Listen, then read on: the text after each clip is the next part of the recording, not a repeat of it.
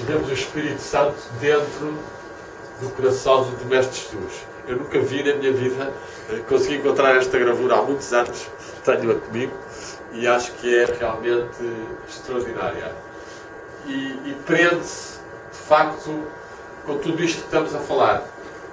Ou seja, e até poderíamos ligar com outros veios desta tradição espiritual portuguesa, que eu chamo de psicomorfismos. Ou seja, fiz há tempos uma palestra até sobre os psicomorfismos da tradição espiritual portuguesa. Coloco sobre Portugal, identidade e geometria. Ou seja, é como se há determinadas formas psíquicas que nós temos dentro de nós e que também estão na mente coletiva de Portugal, dos portugueses. E existem esses níveis e nós podemos ter acesso a eles, e quando contemplamos imagens ligadas com isso, ou quando pronunciamos orações ligadas com isso, ou quando ouvimos certas poesias ligadas com isso, nós não estamos a trabalhar de novo numa matéria que está ainda não trabalhada. Não, nós temos já vários níveis dentro de nós que estão receptivos a isso, e se nós tivermos um pouco de atenção, podemos receber intuições. Uma das pessoas que falou deste aspecto, muito curiosamente, acerca desta tradição espiritual portuguesa e da sua continuidade, foi o homem chamado Augusto de Santa Rita. Augusto de Santa Rita é um companheiro do Fernando Pessoa na aventura do Orfeu e da revista Exílio. E só conseguiu publicar um número dessa revista Exílio. Mas nessa revista Exílio, em que Fernando Pessoa publica apenas no fim uma série de textos, mas não participa nem como editor, nem como diretor, esse Augusto de Santa Rita diz assim: existe uma tradição portuguesa, uma tradição cultural ou espiritual, e essa tradição é passada sobretudo pelas mães, pelas mulheres que, pela sua voz, pelos seus poemas, pelo que vão ensinando às crianças, transmitem uma energia que vem desde os tempos das cantigas de Santo Amigo, cantigas de amigo, ou de lendas, etc. E é esta continuidade de uma tradição espiritual portuguesa que vai fazer com que nós, neste século XXI, possamos, de facto, tentar congregar estes dois aspectos. Uma tradição riquíssima de poesia, de espiritualidade e de mística, e hoje em dia o desafio face à tecnologia e face à ciência, em grande parte materialista, nós conseguirmos receber os aspectos positivos, os aspectos que confirmam e que nos ligam com este mundo espiritual e com estas possibilidades de conseguir interiorizar a nossa consciência para o coração. O coração é um órgão espiritual. Não é apenas uma bomba que está aqui musculada a bater só o sangue. Não, existe um coração espiritual. Quem pratica meditação e consegue ver, volta e meia, a riqueza do coração. O coração, toda a arte das filigranas que nós vemos, é uma pálida imagem da riqueza que nós temos no nosso coração espiritual. Nós, na nossa tradição espiritual portuguesa, tínhamos o Sagrado Coração de Jesus, o Sagrado Coração de Maria. E outros, alguns santos, alguns místicos, foram apresentados com o coração ardente. E São Filipe Neri, por exemplo, São Bernardo de Siena também, São Pedro de Alcântara. Portanto, alguns seres que desenvolveram tanto a sua capacidade de amor, e pronto, estão aqui certamente muitas mulheres que tendo até mais capacidade que os homens, segundo o meu ponto de vista, para terem o tal amor incondicional, desabrocharam, e sobretudo quando ajudam os filhos e tratam dos filhos e os educam e se sacrificam, pois irradiaram bastante o seu chakra, o seu centro de forças. Chakra é uma expressão indiana, que é, de facto, o que aqui está representado. O Cristo, Jesus, São Paulo tem uma, e o São Pedro tem uma frase muito interessante em relação a isso. Eu tenho a impressão que pus aqui no papelinho, não sei se tenho aqui o papel ou não, mas essa frase diz mais ou menos que a Jesus foi dado em plenitude, realmente, a força do Espírito, diz ele. Foi exaltado, diz assim São Paulo, está lá nos Atos, esse que foi exaltado pela direita de Deus Pai, foi-lhe dado o Espírito com a plenitude. E é mais ou menos isso que se está a manifestar aqui. Realmente, ele tem o Espírito da sua plenitude. Se este Espírito é apenas o Espírito divino dele, e portanto que é o Espírito divino de cada um de nós também, ou se é realmente o Espírito dele está ligado, está mais aberto ao Espírito divino da sua essencialidade maior, provavelmente será isso também. Isso é todo o aspecto realmente complexo de nós conseguirmos perceber a dimensão da divindade aqui na Terra. Sabemos que fala-se muito, mas as experiências que as pessoas têm do divino não são tantas e, portanto, nós temos que tentar, de facto, quanto a mim, descobrirmos o nosso espírito, descobrirmos a nossa luz, sentirmos o nosso amor e, a partir daí, termos acesso ao mundo divino.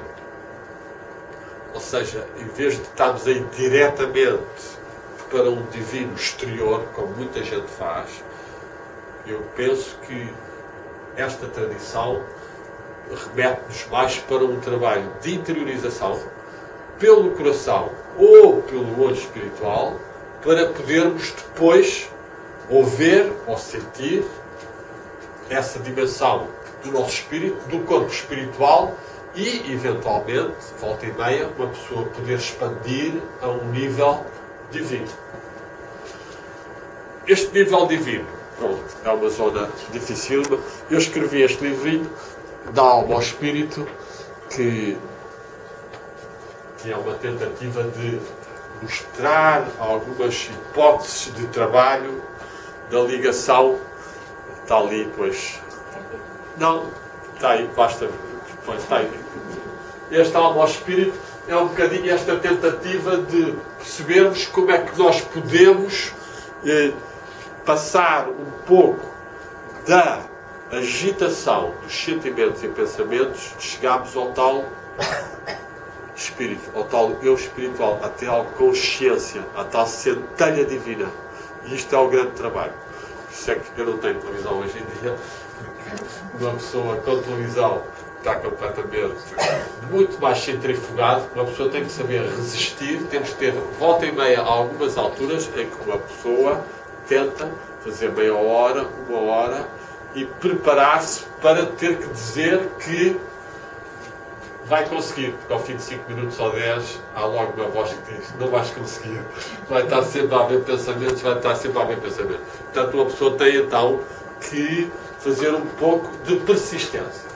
Havia um mestre aqui na tradição espiritual portuguesa que era o Frei Luís de Granada, que foi um místico bastante valioso. Ele tinha nascido em Espanha, mas viveu aqui em Portugal sempre, em Pedrógão, em Lisboa, etc. E ele tem livros de meditação, de oração e de meditação bastante interessantes. Ele dizia que realmente as pessoas eram como, não faziam suficientemente o tempo da meditação. Eram como cavadores que estivessem à procura da fonte e quando estavam a poucos centímetros da fonte, do veio, paravam. E isto leva-nos a que nós, volta e meia, devemos conseguir fazer, sentar-nos e fechar os olhos. Agora vou estar aqui meia hora, 40 minutos, a fazer eu próprio tomar conta do meu pensamento, eu próprio talhar o meu corpo espiritual. Vou rezando as orações que quiser, vou fazendo as respirações, tentando fazer o silêncio, para, de facto, estes níveis poderem acontecer e serem sentidos, para poder haver esta chamada iluminação e um nível mais a seguir, portanto, purificação ou purgação, depois iluminação. A purificação e purgação são esses minutos de luta, ou são uma pessoa conseguir não comer tanto nesse dia, ou não comer, não tomar logo um pequeno almoço e fazer, ou quer que seja, depois fazer esta prática até receber uma certa luz e depois ter então os momentos de unificação, de unidade, ou seja, unificação de si próprio e unificação com os mundos subtis. Isto aqui é aqui que eu há pouco já tinha falado um bocadinho, e é um grande desafio. Nós estamos numa época fabulosa porque, de facto, hoje em dia a ciência está cada vez mais a avançar para a compreensão de que existe uma espécie de nível que nos une a todos. Portanto, nós estamos todos em comunicação neste momento, todos. Ao nível da nossa parte psíquica e da parte espiritual, está tudo em ligação, está tudo em rede. Isto já não há dúvida nenhuma. E mais, eu estou a descobrir que esta rede, que eles chamam de Entanglement of the Mind, tive cá um homem até no Porto, que eu estive com ele aqui há uns 5 anos, num dos congressos da Biel, o David Radin, que tem trabalhado muito isso, esse chamado emaranhamento das mentes. As mentes estão todas em rede, está tudo ligado. E, portanto, agora, nós não temos a consciência cá em baixo. Não temos consciência do nosso estado muito identificado com o corpo. E quando a ciência materialista nos vem dizer tu és apenas uma secreção do cérebro, és apenas realmente certos neurotransmissores, etc.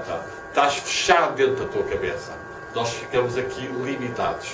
Quando uma pessoa começa a ter consciência que a nossa mente ou consciência está aberta e em comunicação com todas, há muito mais circulação de informação, muito mais comunicação, há muito mais telepatia, há muito mais aprendizagem e descoberta. E este é um dos grandes desafios. Uma pessoa sair de uma limitação e identificação excessiva ao corpo e ao cérebro, como se nós estivéssemos fechados dentro da cabeça e do cérebro, e passarmos a perceber que não, que nós somos uma consciência, um corpo espiritual que comunga com uma consciência universal. E essa consciência universal, que os antigos chamavam anima mundi, por exemplo, era também, de certa forma, na tradição cristã, chamado por dois nomes. Um que é o corpo místico da Igreja, ou a comunhão dos santos. E isto são frases que dizem muito com os tais psicomorfismos que existem. Portanto, nós estamos em contacto com os nossos antepassados, estamos em contacto com os santos, os mestres, todas essas entidades estão em níveis de vibração às vezes maior que a nossa, ou mais clara, e como nós estamos muitas vezes agitados e com medos, com emoções, sobretudo o medo, fecha-nos o coração e não temos acesso realmente a este tipo de comunicação. Muitas vezes o que é que sucede então às pessoas? É nos sonhos. A maior parte das pessoas é nos sonhos que conseguem descontrair, etc. E de repente têm experiências interessantes nos sonhos. Eu vou contar um sonho aqui há pouco tempo que eu tive, curioso, e aconselho muitas pessoas a tomarem nota dos sonhos e estarem mais conscientes dos sonhos. Aqui há tempos sonhei com uma amiga, que há 2 meses, 3, sonhei com uma amiga que tinha estudado comigo direito, já não via há muitos anos, e ela chegou, era Ministério Público, sonhei com ela que estava no Algarve, com ela a sair à rua, e íamos pela rua, as pessoas conheciam, eu reparava como é que ela estava vestida, depois íamos a um centro comercial porque ela tinha que ir ao médico.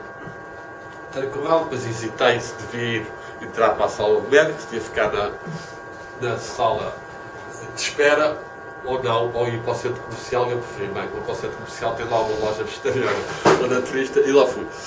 Quando me sucede eu sonhar com pessoas conhecidas, eu geralmente pergunto à pessoa.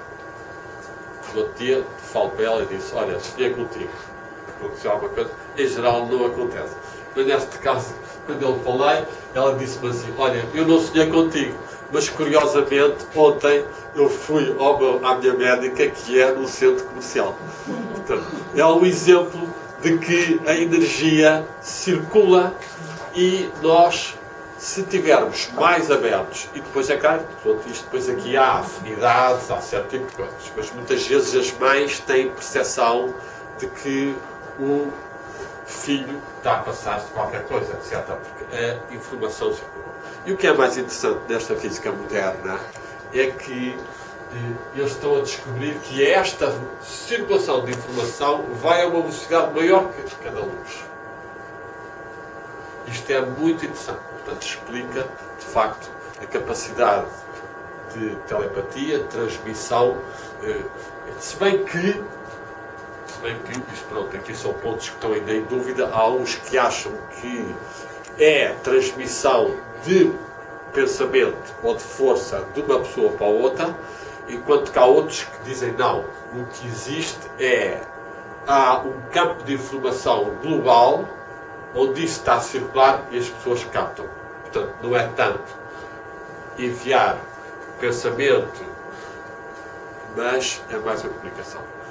De qualquer forma, eu acho que tudo isto está em debate, tudo isto está em coisa, e cada um de nós pode por si próprio descobrir. Eu acho que o coração, então, é muito importante, ou seja, havendo verdadeiramente amor entre os seres, ou amor por um determinado assunto, ou amor por isto, esse amor permite uma abertura e permite uma capacidade de comunicação maior. Isto vai ligar-nos realmente com esta necessidade de tentarmos perceber um bocadinho melhor estes avanços da física moderna e ao mesmo tempo também termos mais presente como aquela frase que Jesus disse é importantíssima, onde 2 ou 3 se reunirem em meu nome, eu estou no meio deles. É uma frase importantíssima e que se prende até com o famoso momento da descida do Espírito Santo, porque geralmente as pessoas agora temos que voltar a fugir demasiado. Lá ver se conseguimos apanhá-lo, mas senão continuamos. Mas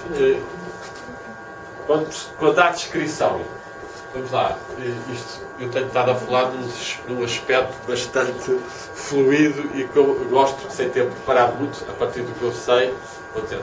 Mas de facto o Espírito Santo, nós podemos pensar, se quiséssemos fazer originalmente, onde é que surge primeiro o Espírito Santo da tradição ocidental, etc., da tradição, vamos lá, católica, e isso. Pode-se pensar que quando no Gênesis o Espírito de Deus pairava sobre as águas, se pudermos ser, pode ir. Belinha. Não, deixa estar. E o Espírito Santo, o Espírito que pairava sobre as águas, está cá. Foi só eu que tirei, mas não acabou. Já vou. Portanto, há esse primeiro momento, depois há um momento, há os momentos que vão aparecer muito no Antigo Testamento, que é os profetas serem inspirados pela força do Espírito, a força de Deus, não é? Na altura ainda não está autonomizado o Espírito Santo, mas é realmente a força santificante, realmente, como eu disse, o Espírito Santo acaba por ser só segundo século, terceiro século, é que começa a surgir essa noção, mas na vida de Jesus nós temos, por exemplo, aquele momento muito importante do batismo, não é? batismo em que realmente o céu se abre e ou desce a pomba, ou ouve-se a voz, etc. Pronto. O que é que foi exatamente, nunca ninguém poderá saber, a menos que tenha algum tipo de revelação, como alguns santos e santas tiveram e escreveram sobre isso. Estou a lembrar da Maria da Greda, que era uma abadesa e que escreveu 3 volumes gigantescos. Eu trabalho numa leiloeira de livros e estive agora a fazer a ficha para o próximo leilão de todas as revelações que ela teve sobre a vida de Jesus em pequeno, etc., e com ilustrações muito bonitas. Mas o grande momento do Espírito Santo, qual é que é? É o momento do Pentecostes, não é?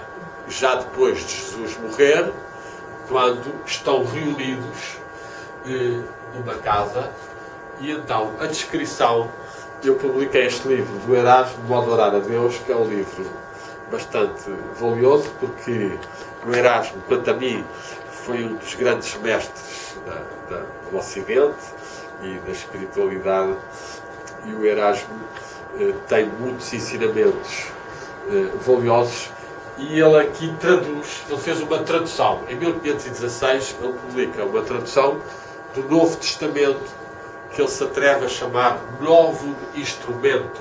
Ele considerou que estava a oferecer um novo instrumento aos cristãos, em que tinha feito, a partir de um estudo de uma série de manuscritos que não eram conhecidos, em que ele tinha alterado mais de 600 palavras e frases importantes.